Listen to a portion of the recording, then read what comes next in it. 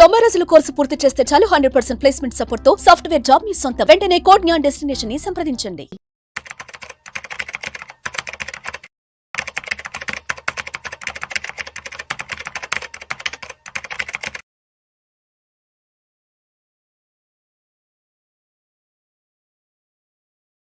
నమస్తే, నేను మీ హరిత. 10 గ్రాముల 24 క్యారెట్స్ బంగారం ధర అక్షరాల 84,000 రూపాయలు. మరి బంగారం ధర ఇంకా పెరగనుందా, లేకుంటే తగ్గే అవకాశం ఏమైనా ఉందా? బంగారంపై ఇప్పుడు పెట్టుబడి పెట్టొచ్చా? దీని గురించి తెలుసుకుందాం. స్టూడియోలో ఉన్నారు సర్టిఫైడ్ ఫైనాన్షియల్ ప్లానర్ లీలా రవికాంత్ గారు. రవికాంత్ గారు నమస్తే అండి. నమస్తే బంగారం 1 lakh దాటొచ్చా? అక్కడికి చేరువవుతుందా? మేడం, ఈ టాపిక్ గురించి మన లాస్ట్ 3 times నుంచి డిస్కస్ చేసుకుంటూ వచ్చాం. మనం 63,000 నుంచి డిస్కస్ చేసాం. ఇప్పుడు 83,000 అయింది. అంటే 84,000 కరెక్ట్గా ఈ లాస్ట్ 1 year లోపల 63 నుంచి 84 దాకా వచ్చేసింది. అంటే 20,000 పెరిగింది. మనం డిస్కషన్ స్టార్ట్ చేసినప్పటి నుంచి ఎవ్రీ 3 monthsకి ఒకసారి మనం దీని మీద వీడియో చేస్తాం. సో ఇప్పుడున్న కండిషన్లో గ్లోబల్ అన్సర్టనిటీ ఏదైతే ఉందో, యుఎస్లో జాబ్ మార్కెట్ కానీ, లేకపోతే డాలర్ యొక్క ఫ్లక్చువేషన్స్ కానీ, లేకపోతే ఇంటర్నేషనల్ ఎకనామీస్ కానీ చూసుకుంటే కనుక గోల్డ్ నియర్ ఫ్యూచర్లో పెరిగే ఛాన్సే ఉంది కానీ పడే ఛాన్స్ అయితే కనిపించట్లేదు. అండ్ నెక్స్ట్ మంత్ పెళ్ళిళ్ళ సీజన్ అది ఉంది కాబట్టి మళ్ళీ డిమాండ్ పెరుగుతూ ఉంటుంది.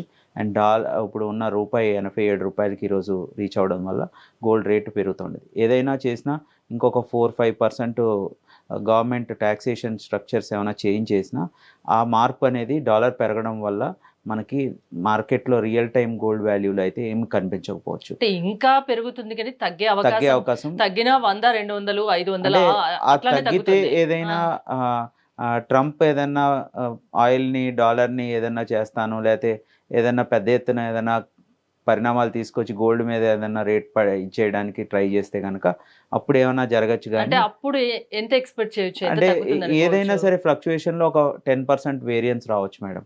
అంటే 83,000 అంటే 76, 78 లో ఎండ్లో ఉంటుంది.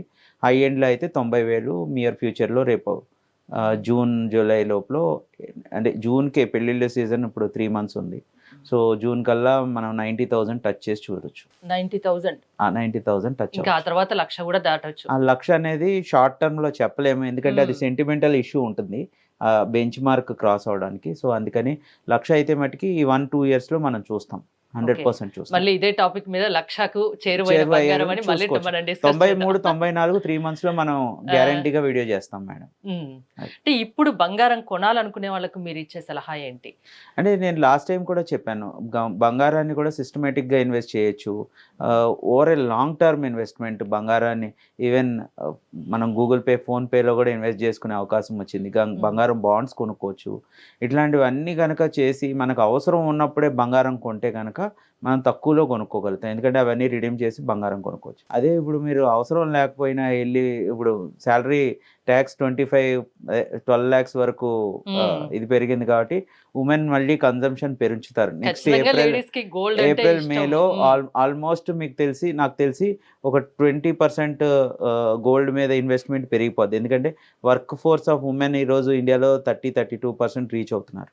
సో ఆ కండిషన్లో ఈ బ్రాకెట్లో ఏదైతే 1,00,000 రూపాయల బ్రాకెట్లో వాళ్ళందరూ గ్యారంటీగా గోల్డ్ మీద ఒక 20% ఇన్వెస్ట్ చేసినా సరే నెక్స్ట్ 6 monthsలో we will see 90,000 gold touch చేయటం. బంగారు ఆభరణాలపై సుంకాన్ని ఈ బడ్జెట్లో కేంద్ర ప్రభుత్వం 25% నుంచి 20%కి తగ్గించారు.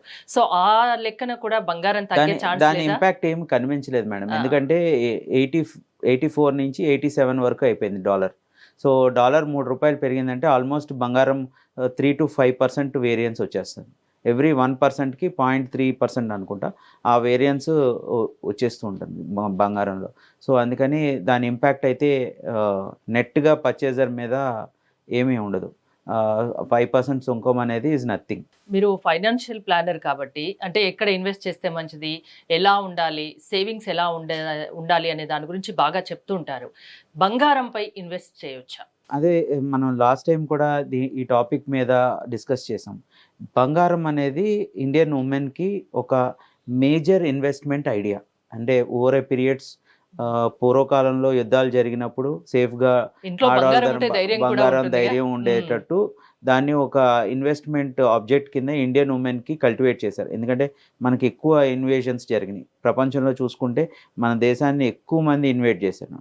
సో అందుకని ఇండియాలో ఉమెన్ అనేది వాళ్ళ సేఫ్టీ కోసం బంగారాన్ని అనేది ఒక ఇన్వెస్ట్మెంట్ మోడల్ కింద తీసుకొచ్చారు. సో ఇప్పుడున్న ట్రెండ్లో ఏమైందంటే కల్చర్ చేంజెస్ ఇవన్నీ వచ్చినా సరే ఉమెన్కి యొక్క మేజర్ సేఫ్టీ ఏదైనా ఉంది అంటే అది గోల్డ్ ఇన్వెస్ట్మెంట్ అయింది. సో అందుకని ఏంటంటే ఇండియాలో గోల్డ్ అనేది it's not just a investment, it is also a safety for women అన్నమాట. ఇంకోటి ఆపదలో ఆదుకుంటుంది. అందుకనే సేఫ్టీ అన్నమాట, లిక్విడిటీ సేఫ్టీ ఏదైతే అన్నామో అది ఇప్పుడు అది ఉండడం వల్లే ఇప్పుడు మన ముత్తూట్ ఫైనాన్స్ ఇవన్నీ వచ్చినాయి. లేకపోతే ఆ బిజినెస్ మోడలే ఉండదు.